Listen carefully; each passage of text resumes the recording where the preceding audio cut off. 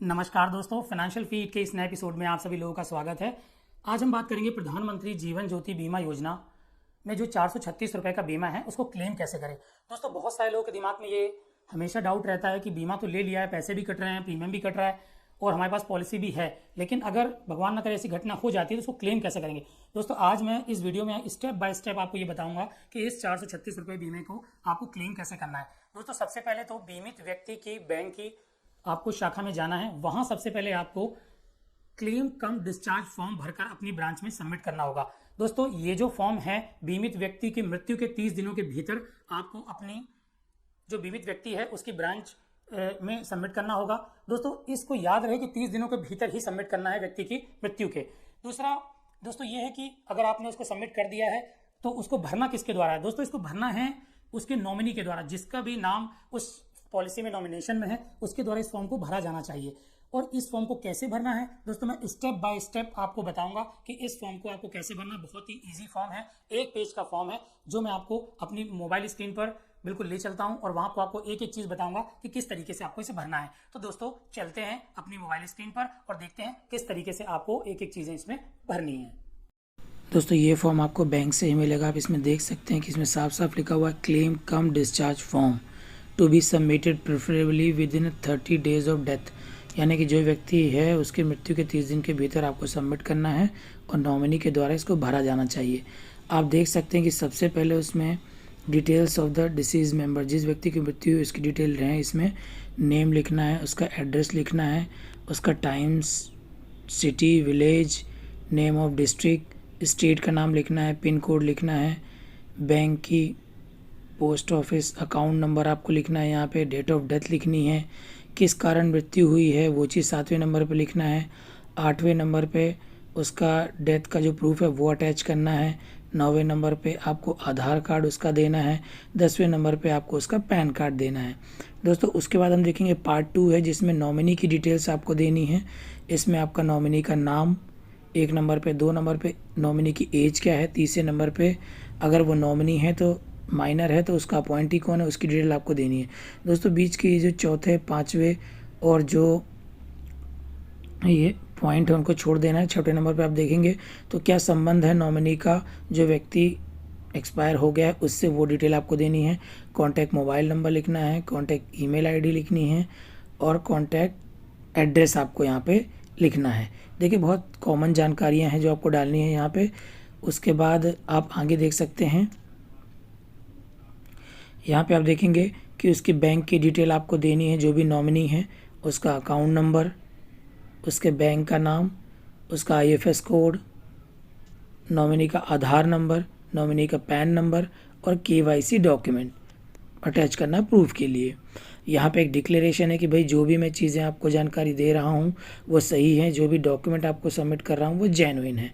आप देख सकते हैं कि सारी डिटेल यहाँ पे आपने देनी है। उसके बाद यहाँ पे साइन कर देना है, signature of the nominee, appointee और द क्लेमेंट, जो भी नॉमिनी है या कोई अपॉइंटी है या जो क्लेम कर रहा है उसका।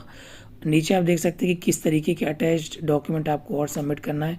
रेफरेंस के लिए आप ये सब भी देख सकते हैं दोस्तों, और बाकी जानकारी मैंने वैसे भी आपको आने वाले वीडियो में देने वाला हूँ। यहाँ पे 7 डॉक्यूमेंट हैं दोस्तों यहाँ पे दिए गए हैं, जो कि मैं आगे वीडियो में आपको बताऊँगा। आप यहाँ पे भी रेफरेंस के लिए देख सकते हैं। तो दोस्तों, इस तरीके से मैंने सारी जानकारी आपको दी है कि किस तरीके से आपको फॉर्म भरना, बहुत ही आसान शब्दों में मैंने आपको समझाया है। दोस्तों, अब आपने यहां पर सीख लिया कि किस तरीके से हमें क्लेम कम डिस्चार्ज फॉर्म भरना है। उसके बाद ये देखना है कि और अगला डॉक्यूमेंट क्या है। दोस्तों, अगला डॉक्यूमेंट है कि जो बीमित व्यक्ति है उसके डॉक्यूमेंट्स हमें यहाँ पे सबमिट करना है। अब वो क्या क्या डॉक्यूमेंट लेंगे वो मैं आपको बताता हूँ। दोस्तों, सबसे पहले डेथ सर्टिफिकेट ऑफ इंश्योर्ड, यानी कि जो व्यक्ति बीमित था उसका डेथ सर्टिफिकेट आपको सबमिट करना है। दूसरा उसका आधार कार्ड, तीसरा उसका पैन कार्ड और चौथा उसकी पॉलिसी या पॉलिसी डिडक्शन का जो प्रूफ है वो आपको सबमिट करना होगा। दोस्तों, अगले जो डॉक्यूमेंट हैं वो हमें नॉमिनी के सबमिट करने होंगे। दोस्तों, अब हमें क्लेम फॉर्म जो हमने भर रहे हैं उसके साथ साथ हमें नॉमिनी के भी डॉक्यूमेंट सबमिट करने होंगे। उसमें हमें सबसे पहले नॉमिनी का आधार कार्ड, दूसरा पैन कार्ड, तीसरा उसका बैंक का पासबुक या उसका कैंसिल्ड चेक या बैंक का स्टेटमेंट जिसमें उसका नाम, उसका आईएफएस कोड, उसका अकाउंट नंबर, उसके पते की सारी डिटेल हो। दोस्तों उसके बाद आता है कि हमें नॉमिनी जो व्यक्ति है उसका केवाईसी डॉक्यूमेंट भी सबमिट करना पड़ेगा।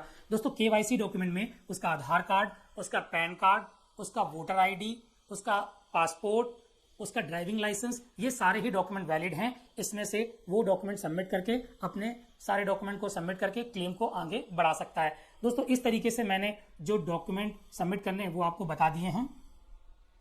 दोस्तों जैसे ही आप सारे document claim cum discharge form के साथ बीमित व्यक्ति की मृत्यु के 30 दिनों के भीतर उसकी बैंक की शाखा में जमा कर देते हैं तो बैंक उसे जन सुरक्षा पोर्टल पर लॉन्च कर देता है। दोस्तों जैसे ही बैंक आपके क्लेम को जन सुरक्षा पोर्टल पर लॉन्च करता है वैसे ही आपको कुछ इस तरीके का मैसेज मिलता है। दोस्तों उस मैसेज में आप देख सकते हैं कि आपको यहाँ पे कि आपका क्लेम लॉन्च कर दिया गया है, इसका इंटीमेशन दिया गया है, प्लस एक क्लेम नंबर दिया गया है। ये मैसेज आपको बिल्कुल संभाल कर रखना है क्योंकि इसमें बहुत कॉन्फिडेंशियल और बहुत इंपॉर्टेंट जानकारी है जो आपको आगे काम आ सकती है।